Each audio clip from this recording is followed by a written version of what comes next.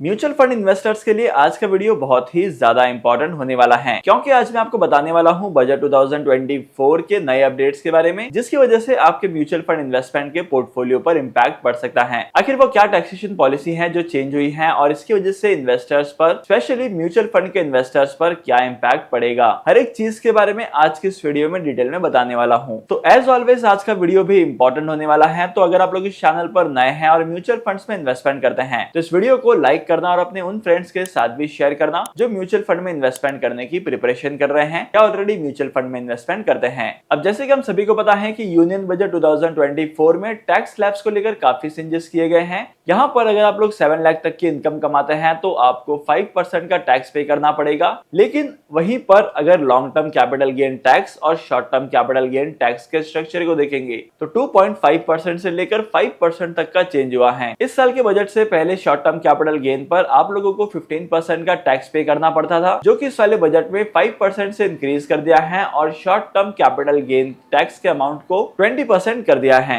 मतलब आपके प्रॉफिट का 20% टैक्स आपको गवर्नमेंट को देना पड़ेगा। इसके बाद लॉन्ग टर्म की बात की जाए तो लॉन्ग टर्म इन्वेस्टमेंट ऑप्शंस में अगर आप लोग इन्वेस्टमेंट करते हैं तो यहाँ पर होने वाले गेन्स में आपको 12.5% का टैक्स पे करना पड़ेगा। इस बात को समझना काफी ज्यादा आसान है अगर आप लोग इक्विटीज में इन्वेस्टमेंट करते हैं तो, क्योंकि इक्विटीज में इन्वेस्टमेंट शॉर्ट टर्म के लिए किया है कि लॉन्ग टर्म के लिए किया है, इसके बेसिस पर आपको पता लग सकता है कि आपको टैक्स कितना पे करना है। लेकिन अगर आप लोग म्यूचुअल फंड्स की स्कीम में देखेंगे तो यहाँ पर अलग अलग वैरायटीज होती हैं। इक्विटी म्यूचुअल फंड्स होते हैं, डेट म्यूचुअल फंड्स होते हैं, हाइब्रिड म्यूचुअल फंड्स होते हैं, फंड्स ऑफ फंड्स की स्कीम्स भी होती हैं। तो अगर आप लोग किसी ऐसी म्यूचुअल फंड की स्कीम में इन्वेस्टमेंट करते हैं जो कि pure equity oriented mutual fund होता है या तो उस इन्वेस्टमेंट ऑप्शन में इक्विटी का प्रोपोर्शन 65% से ज्यादा होता है, तब ऐसे किसी म्यूचुअल फंड को अगर आप लोग 1 साल से कम टाइम पीरियड के लिए होल्ड करते हैं, मतलब कि शॉर्ट टर्म के लिए होल्ड करते हैं, तो इस पर होने वाले प्रॉफिट पर आपको 20% का टैक्स पे करना पड़ेगा। वहीं पर अगर आप लोग equity oriented mutual fund schemes को लॉन्ग टर्म के लिए होल्ड करते हैं तो आपको आपके इन्वेस्टमेंट के प्रॉफिट पर 12.5% का टैक्स पे करना पड़ेगा।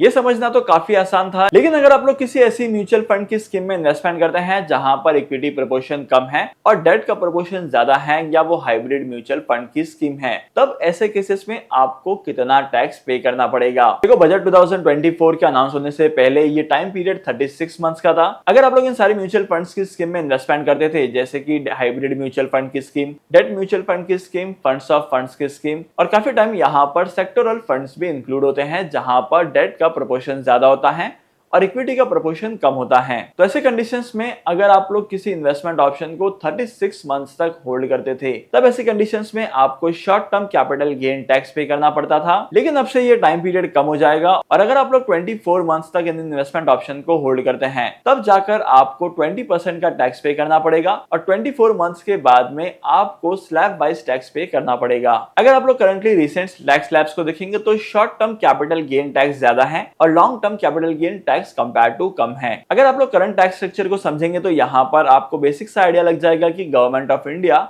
ये चाहती है कि आप लोग लॉन्ग टर्म के लिए इन्वेस्टमेंट करना प्रीफर करें, क्योंकि करंट मार्केट कंडीशन को अगर देखेंगे तो करंटली मार्केट बहुत ज्यादा तेजी से बूम कर रहा था, क्योंकि स्टॉक मार्केट में इन्वेस्टमेंट करने वालों का नंबर बढ़ते जा रहा था, खासकर फ्यूचर एंड ऑप्शंस में ट्रेडिंग करने वालों का नंबर्स बढ़ता जा रहा था। और वहीं पर अगर आप लोग बैंक की एफडीज को कंपेयर करेंगे तो इंटरेस्ट रेट कम होने की वजह से बैंक की एफडी में ज्यादातर लोग इन्वेस्टमेंट नहीं कर रहे थे। तो करंटली मार्केट में सिचुएशन डिसबैलेंस होते जा रही थी। अगर बैंक के पास पैसा नहीं आएगा तो बैंक मार्केट की फाइनेंशियल एक्टिविटीज को नहीं कर पाएगी। तो इसीलिए इस साल के बजट में टैक्स स्ट्रक्चर में इस तरीके से चेंज किया गया है कि अगर आप लोग शॉर्ट टर्म के लिए इन्वेस्टमेंट करेंगे तो आपको ज्यादा टैक्स पे करना पड़ेगा और अगर आप लोग लॉन्ग टर्म के लिए इन्वेस्टमेंट करेंगे तो आपको कम टैक्स पे करना पड़ेगा। लेकिन ये तो सरासर गलत बात है ना। और ऐसी सारी प्रॉब्लम्स ज्यादातर मिडिल क्लास के साथ होती हैं, मेरे और आपके जैसे लोगों की होती हैं। By the way, as a mutual fund investor इन सारे टैक्स अपडेट्स को लेकर आपका ओपिनियन क्या कहता है? Let us know in the comment section.